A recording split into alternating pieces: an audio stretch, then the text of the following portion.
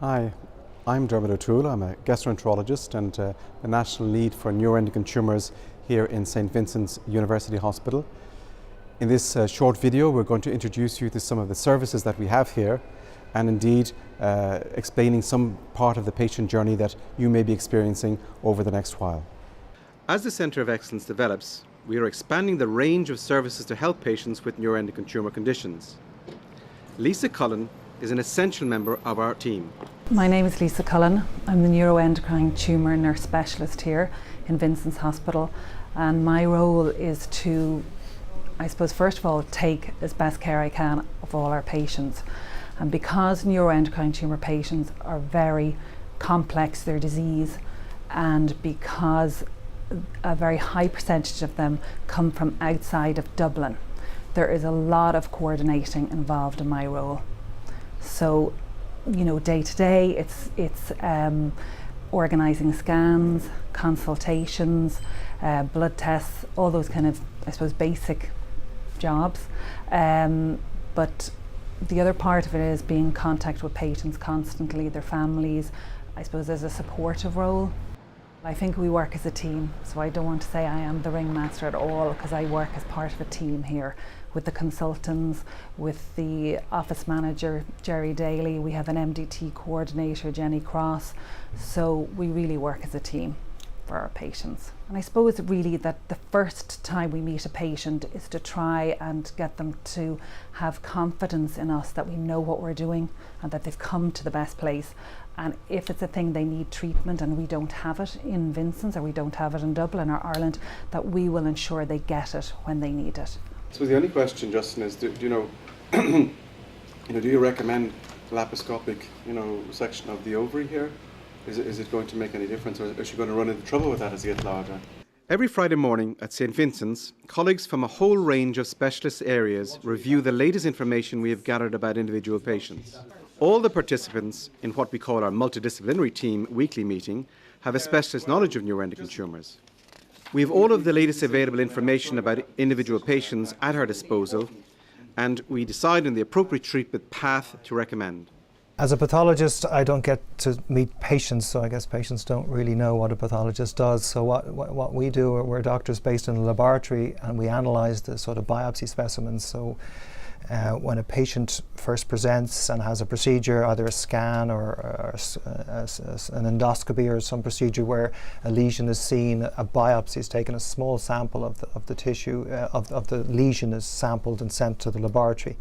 So together with my kind of scientist colleagues in the laboratory, we would analyse that biopsy specimen, and I will look at it down the microscope. So it's not a machine spitting out a report saying this is a tumour or this is benign. It's actually me interpreting the slide, looking under the microscope and making a diagnosis. So I guess neuroendocrine tumours can present often if they spread to the liver, and so the clinician who's seeing the patient may not be thinking neuroendocrine tumour when the biopsy is taken, and so when we look at it, I'll see features that suggest a neuroendocrine tumour, and then we can do special stains on the biopsy specimen that can confirm the diagnosis.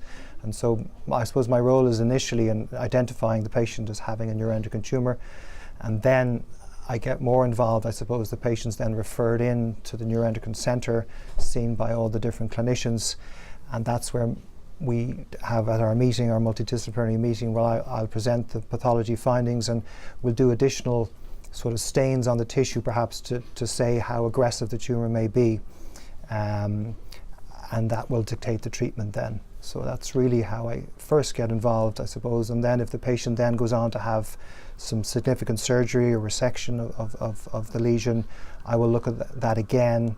Again, we have a team of kind of doctors here, our trainees, as well as myself and the scientists, and it's very, very important that those specimens, both the biopsies and any subsequent resections, are dealt with very, very carefully, because there's a huge amount of information in the tumour itself, and we're learning more and more about the tumours that we can go back to and do more stains or more tests, more molecular tests that are actually dictating what treatments are given, because we're getting into the phase of personalised medicine now, so everyone's tumour is potentially different and can express different sort of mutations, and we're getting better and better at sort of identifying those. So that's where we come in, where we really need to make sure that those biopsy specimens or resections are processed and stored properly so that we can always go back to them and do more and more tests.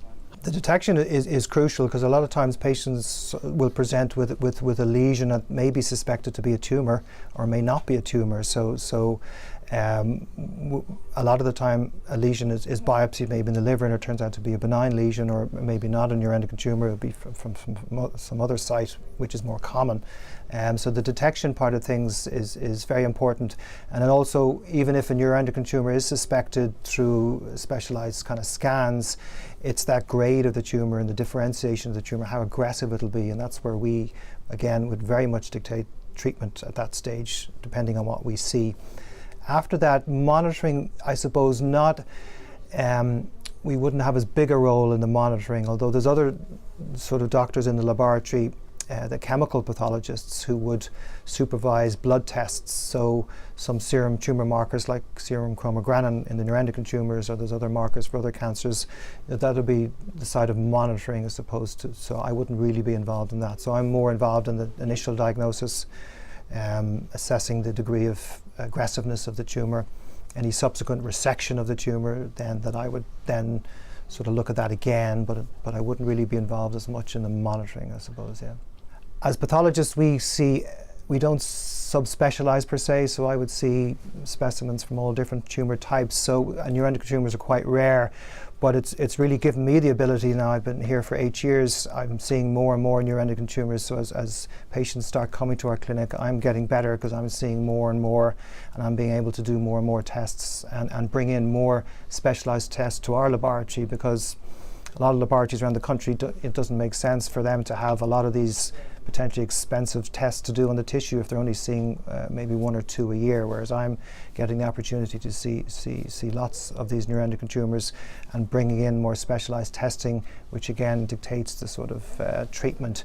In terms of what's new in Vincent's, I suppose we are getting in, hopefully next year, a molecular diagnostic centre here in Vincent's as part of our overall kind of cancer sort of laboratory, and that will certainly raise the bar in terms of us being able to look more carefully at some of these targeted therapies and looking for biomarkers for targeted therapies, so that we could start to analyse at a molecular level what mutations are in the tumours, and then that can dictate the treatment. So it's certainly the expertise has come sort of gradually, I guess, and I've grown from that. So I wouldn't have seen that many neuroendocrine tumours before I came here, but over the last 5 years now, I'm seeing probably as much as anyone in the country, if probably more.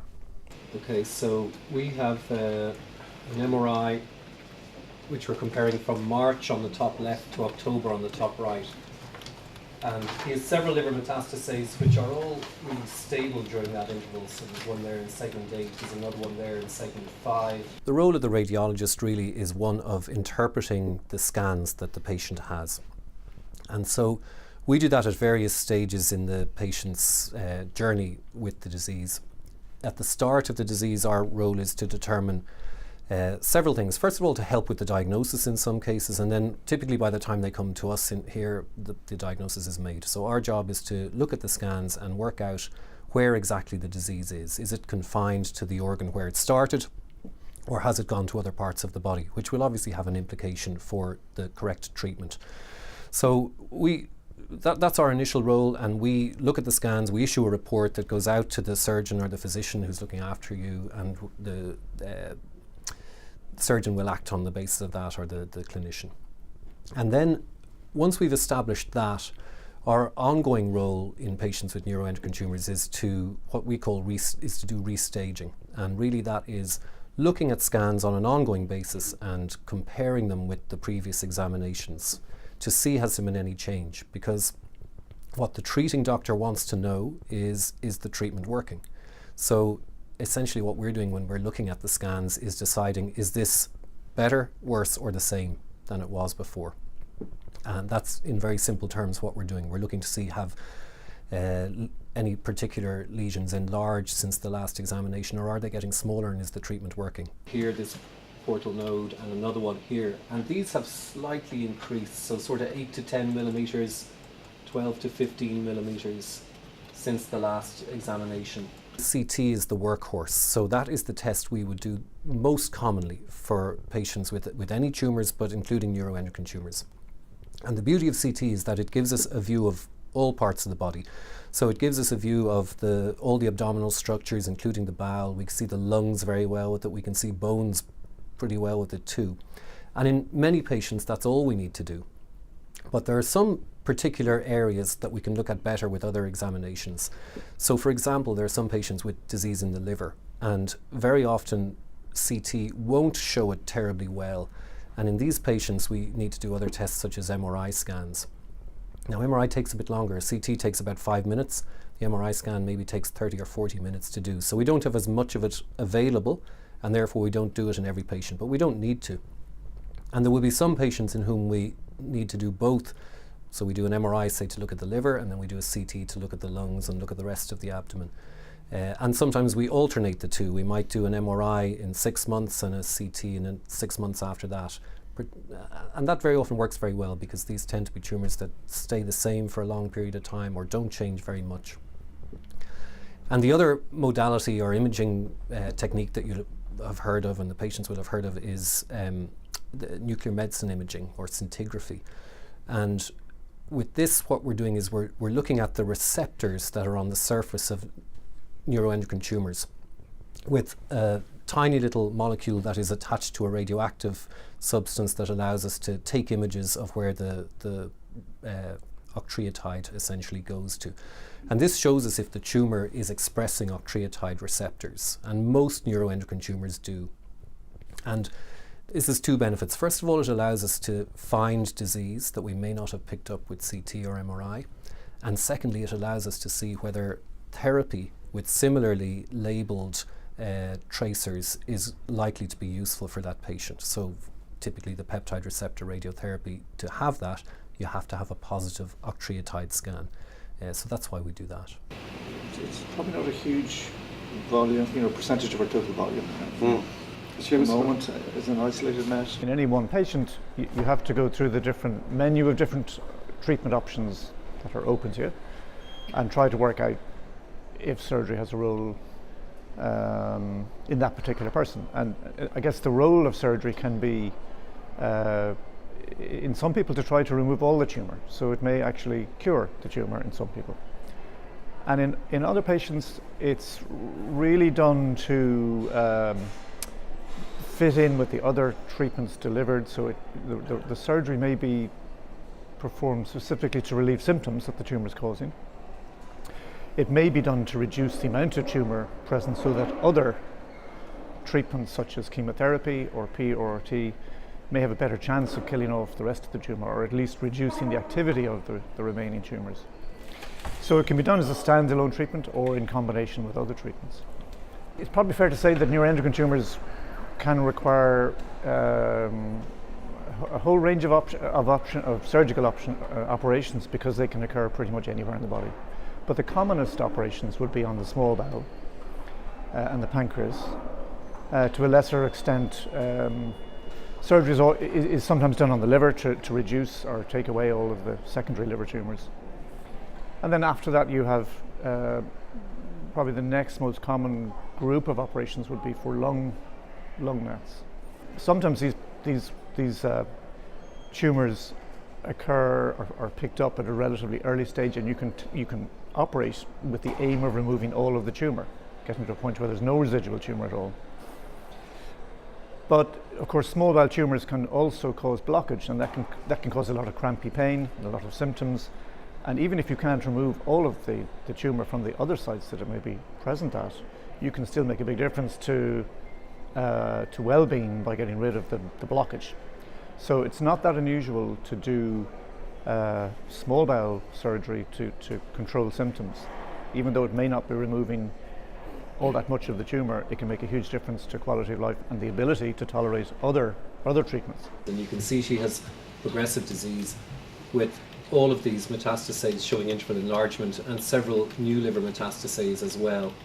Different tumours have different biological personalities, and I think everybody recognises that pancreatic cancer, regular pancreatic cancer, is a tough disease to treat. It's a nasty, aggressive tumour.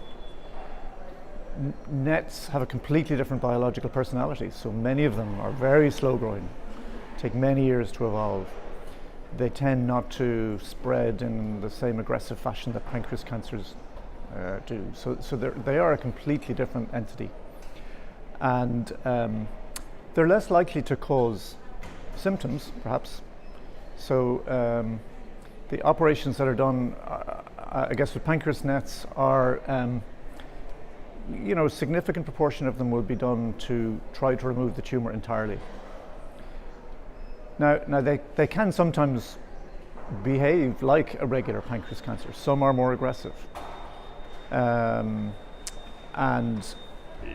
some of them can cause blockage of the bile duct and cause jaundice, which is a very common pattern of presentation of regular pancreas cancer. So sometimes they're worth resecting to produce long-term relief of the jaundice.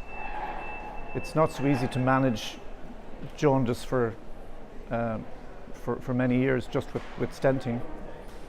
That works fine it works well for people with a predicted short survival. So patients with regular pancreas cancer who have jaundice, who can't have an operation, benefit a lot from stenting. Because patients with neuroendocrine tumours do survive for so long, sometimes stenting is not brilliant in that situation. So you might do an operation on a head of pancreas tumour in a NET patient, even though you're not taking out all of the tumour, because you expect them to survive a long time. So you do the operation to provide long-term control of the jaundice. Tom, with us today, has his scheduled 6 monthly series of investigations. Usually this involves having a combination of CT scans and/or MRI examination to allow us keep up to date with his condition. Well, I was here last May and they did a CT scan and with contrast, of course, and they did an MRI of my liver. My disease is principally in my liver. And then they discovered that it had spread to my spine and to part of my rib cage. So they've done an MRI on my spine. And the good news is they found that it's stable, so that's great news for me. My own patient story was that I was diagnosed in 2007 by accident, completely by accident. Thanks be to God I was diagnosed, because I don't know what I'd be here now if I wasn't. And at that time they had to look after me and see what could it do for me. And they figured that the best place for me to go was to Uppsala in Sweden. And this part of the operation could have been done in Ireland, but my wife had the good sense to ask them, would you advise me to get them all done here, or get half done here and half in Uppsala, or all done in Uppsala? And I went to Uppsala, and I got great results there. They were very good to me. And then the good news was announced to me that there was a Centre of Excellence going to be opened in St. Vincent's in Dublin, and that the huge step forward. And of course, what good news for me, brilliant news for me. I didn't have to get on a plane, travel to Scandinavia and back twice a year, every year. And they were lovely over there and very good to me, but they're equally good here in St. Vincent's. I love it here. I have a container here which I use to collect my urine for 48 hours. But before I collect it, I've got to do a very strict diet, and no teas, no coffees, no nuts, no tomatoes, any red fruit, all this is gone. And that gives a very clear picture then of the tiny amount of a very vital hormone that they will find that can allow them to measure my disease and the growth or not of my disease. They call it the 5-HIAAA test, and I think it's sent away. My urine sample. Yeah, just 1 second. I need to ask you a few questions. Yes. Have you got your form with you? I have my form here. Yeah, can I just Will I hand it that, to you, like, please? there you Yeah, go. I need to take a few information from you. That's fine. Like lots of other tests, we depend on these. So that's a very important, it's a crucial test they do for me here. I get the bloods done here also in St. Vincent's in the Centre for Excellence in St. Vincent. And they do the bloods for me every 6 months. Again, it keeps an eye on my disease, and there's a whole battery of tests in the bloods, and they give them a very accurate picture as to where I am. and they will Professor O'Toole will tell me if the bloods are up or down, or how normal they are they within the quotient that's important for disease or not, am I stable or am I not. So that's very good news for me, because it keeps me, you know, focused that I'm doing fine, not to be over worrying, that the tests are there to make me feel that I'm fine, I'm doing well. Mary from County Limerick is a new patient referred to our centre. Mostly Limerick consisted of the after surgery care, and then I was transferred to the oncology unit, but they were liaising with St. Vincent's. So, and this is all very recent, so they were doing whatever scans were needed, they were able to sort them from Limerick. But now that I've come to Vincent's, and I met Donald O'Shea 6 months ago, I think it is, but I think I'll be coming here in future, because it's kind of there isn't a unit per se for this in Limerick, so it's kind of a satellite thing. So kind of figured if it was okay with me, I'd be better off to come up here. So we'll be coming in 6 months again now, so it's not it's not difficult. She seems very good, actually, I must say. She's excellent, yeah. Absolutely. No, she annoys me at times. She's all her. I find it's a bit incredible, because I have no symptoms. I had none to begin with. But once I got out of hospital and got over the surgery, which was fairly traumatic, I'm fine. Like mentally, there's nothing wrong with me. I'm no different than I was a year ago, except when my body tells me, sit down, shut up, you know, when I get tired. But that doesn't happen very often, really, you know. So I take my medication, I get my injection once a month, every 28 days, and I take whatever other medicine I have to take to kind of keep my stomach working right, because the fact that half it is gone. And other than that, I'm fine. Step by step, with our colleagues in other centres like Cork and Galway, we are building the range of services for NET patients. In June 2017, St. Vincent's University Hospital became the latest member of the European Neuroendocrine Tumour Centres of Excellence group, of which there are now 45. I've been involved with the neuroendocrine MDT since it started, which is now, I suppose, about 7 or 8 years ago at least. And the number of new referrals we get at every multidisciplinary team meeting that we do has increased exponentially. And I can only really comment from my point of view, I suppose. Seeing all those new patients and seeing what happens to them over a long period of time just increases your expertise with dealing with the disease, because you're seeing lots of it. It's the same, I suppose, in any part of medicine. If you're doing a lot of something, you tend to develop your skills in that area and get better at it. And, you know, seeing the leadership of the group from Professor O'Toole and Professor O'Shea, I can also see how the treatment pathways are becoming much more refined and predictable now, on the basis of having so many patients and just knowing what works and what's not likely to work. So I can see how that has evolved over time. This has been a great opportunity to introduce some of the specialists from our NET Management Centre here in St. Vincent's University Hospital. You've met people from surgery, from pathology and from radiology, and I hope that this introduction has been informative for you. We are really making big efforts to improve patient care and management, and we look forward to working with you in the future to make even better strides.